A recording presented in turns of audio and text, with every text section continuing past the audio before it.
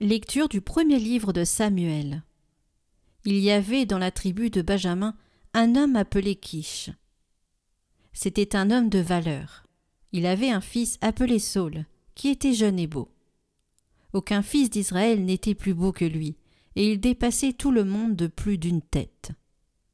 Les ânesses appartenant à Kish, père de Saul, s'étaient égarées. Kish dit à son fils Saul: « Prends donc avec toi l'un des serviteurs et pars à la recherche des ânesses. » Ils traversèrent la montagne d'Éphraïm. Ils traversèrent le pays de Shalisha sans les trouver. Ils traversèrent le pays de Shalim. Elles n'y étaient pas. Ils traversèrent le pays de Benjamin sans les trouver. Alors, ils allèrent à la ville où se trouvait l'homme de Dieu. Quand Samuel aperçut Saul, le Seigneur l'avertit. « Voilà l'homme dont je t'ai parlé. C'est lui qui exercera le pouvoir sur mon peuple. » Saul aborda Samuel à l'entrée de la ville et lui dit: « Indique-moi, je t'en prie, où est la maison du voyant. » Samuel répondit à Saul: « C'est moi le voyant. Monte devant moi au lieu sacré. Vous mangerez aujourd'hui avec moi. Demain matin, je te laisserai partir et je te renseignerai sur tout ce qui te préoccupe. » Le lendemain, Samuel prit la fiole d'huile et la répandit sur la tête de Saul. Puis il l'embrassa et lui dit: « N'est-ce pas le Seigneur qui te donne l'onction comme chef sur son héritage ? »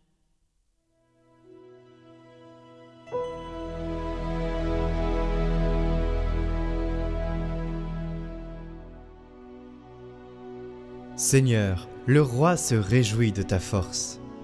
Seigneur, le roi se réjouit de ta force. Quelle allégresse lui donne ta victoire. Tu as répondu au désir de son cœur. Tu n'as pas rejeté le souhait de ses lèvres. Tu lui destines bénédiction et bienfait. Tu mets sur sa tête une couronne d'or. La vie qu'il t'a demandée, tu la lui donnes, de longs jours, des années sans fin. Par ta victoire, grandit son éclat. Tu le revêts de splendeur et de gloire. Tu mets en lui ta bénédiction pour toujours. Ta présence l'emplit de joie.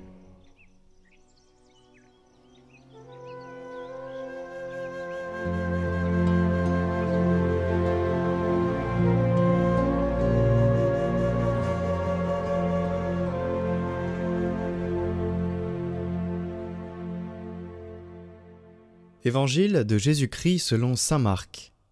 En ce temps-là, Jésus sortit de nouveau le long de la mer. Toute la foule venait à lui, et il les enseignait. En passant, il aperçut Lévi, fils d'Alphée, assis au bureau des impôts. Il lui dit: « Suis-moi. » L'homme se leva et le suivit.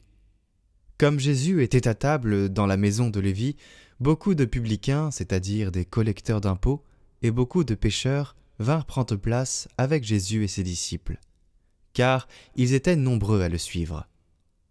Les scribes du groupe des pharisiens, voyant qu'il mangeait avec les pécheurs et les publicains, disaient à ses disciples: « Comment il mange avec les publicains et les pécheurs ?»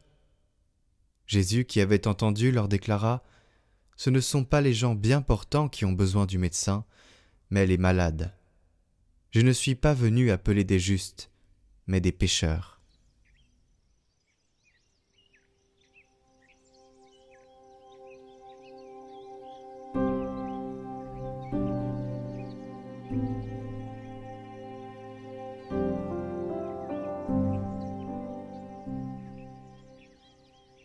Commentaire de saint Cyril de Jérusalem. Je ne suis pas venu appeler des justes, mais des pécheurs. Le peuple entier a beau pécher, il ne décourage pas la miséricorde de Dieu. Le peuple fabriqua un veau, et Dieu ne se départit pas de sa miséricorde. Les hommes renièrent Dieu, mais Dieu ne se renia pas lui-même. Voici tes dieux, Israël, avaient dit les Hébreux. Et même après cela, le Dieu d'Israël, fidèle à lui-même, se fit leur sauveur. Or, le peuple ne fut pas seul à pécher. Avec lui pécha son grand prêtre Aaron. C'est en effet Moïse qui dit « La colère du Seigneur s'éleva aussi contre Aaron » et ajoute-t-il « Je prierai pour lui, et Dieu lui pardonnera. » Alors Moïse, priant pour le grand prêtre pécheur, désarma le Seigneur. Et Jésus, le Fils unique, lorsqu'il prie pour nous, ne désarme pas Dieu? Celui-ci n'empêcha pas Aaron, coupable, d'accéder à la fonction de grand prêtre. Et il t'empêchera, toi qui sors du paganisme, d'accéder au salut? Fais désormais pénitence, toi aussi, ô homme, de la même manière, et rien n'empêchera la grâce de venir à toi. Adopte dorénavant une conduite irréprochable, car Dieu aime les hommes en vérité, et cet amour nul ne pourra fournir une explication plausible. Quand bien même toutes les langues se regrouperaient ensemble, elles demeureraient encore incapables de rendre un compte, même partiel, de la miséricorde de Dieu. Car nous exposons une partie de ce qui est écrit sur sa miséricorde pour les hommes, mais nous ne savons pas à quel niveau s'est élevé son pardon à l'égard des anges. Car à eux aussi il pardonne, puisqu'il n'y a qu'une seule créature sans péché, Jésus, qui nous purifie de nos fautes. Aux anges aussi, il accorde le pardon convenable.